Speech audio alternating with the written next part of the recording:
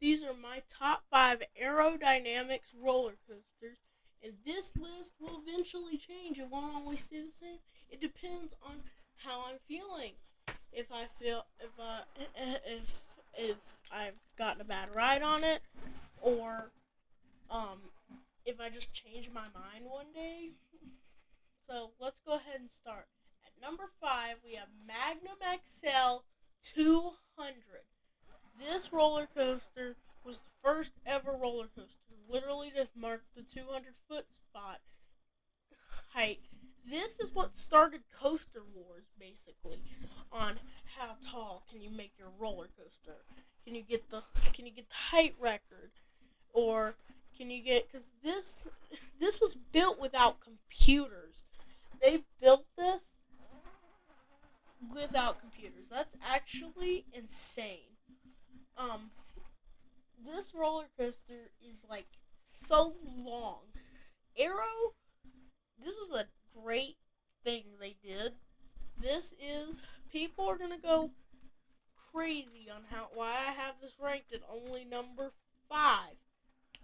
But I think it's just not that great. It's very janky to me. Janky. I don't know. It's just I don't find it that great. And to be honest, I'm gonna keep it here. Yell at me in the comments, whatever. I'm staying out of that. Whatever. And number 4, we have Loch Ness Monster at Busch Gardens, Williamsburg. Yeah, I'm not talking like that ever again. This was Arrow's oldest roller coaster oldest Arrow looper that they did. I'm pretty sure. I think. I'm not actually sure about that one. But you take a left-hand turn out of the station. And then you take a right-hand turn up your lift hill. And once you get crest to the top of the lift, you go down your drop into or over the lake where Alpengeist's Cobra rolls right next to it. Then you go fly into an overbank, and then you go through your first loop through the interlocking loops. This was like the most iconic thing when it opened in 1978. That is a while ago. You take a right-hand turn, and then you fly into a mid-course brake run and go through a tunnel. And once you go through this tunnel, you will hit your second lift hill. And once you go up your second lift hill, you will go through your basically the second half of the ride. So you take a right-hand turn, and the way it is on a hill, it doesn't look that high up. But this is almost 2 roller coasters in one. So you go down into your interlocking loops on the second loop. Take a right-hand turn into the brakes.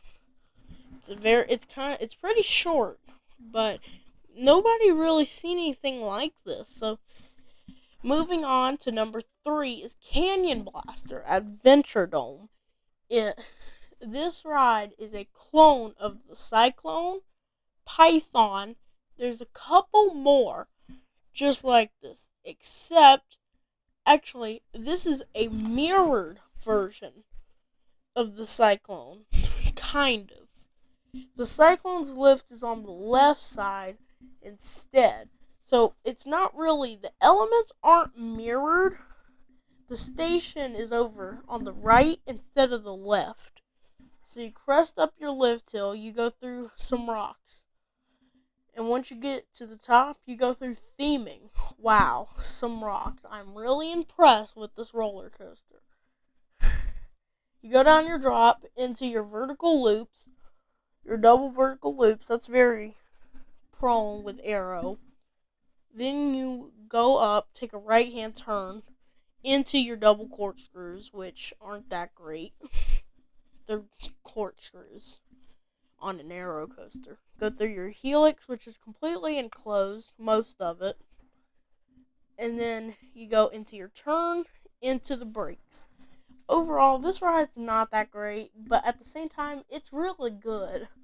I don't know where to put it in my rankings. Number 2 is Tennessee Tornado at Dollywood. This is the last ever roller coaster they ever built. This roller coaster, this ride is 163 feet tall with max speeds of over 65 miles an hour, I think. Or 63.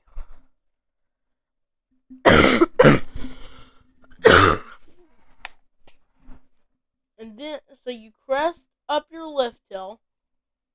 Once you reach the top, you take a right-hand turn into your first drop, which is completely enclosed, and this is really intimidating. With that massive vertical loop, it's one of the biggest loops in the country. Then you take a right-hand turn into your next loop, vertical loop, and then you go through, which is your last inversion, is a sidewinder.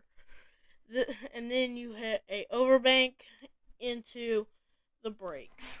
And number 1, not really a surprise, is X2 at Six Flags Magic Mountain in California. This roller coaster is insane. And no one had ever seen anything like this when it was first built. And this thing is actually insane. Like, that drop in the back row should not exist. Like, it just should not. This drop in the back row on the far right on an inside seat or on an outside seat, insane. Nobody had ever seen something like this. Arrow was the first people to actually make a fourth dimension roller coaster. Their S&S was able to do something similar to this. They made 2 roller coasters, Dragaconda, somewhere in China, I think that's how you pronounce it, and Ejunaika over in Japan. This roller coaster, which they're both probably better. Well, I haven't done them.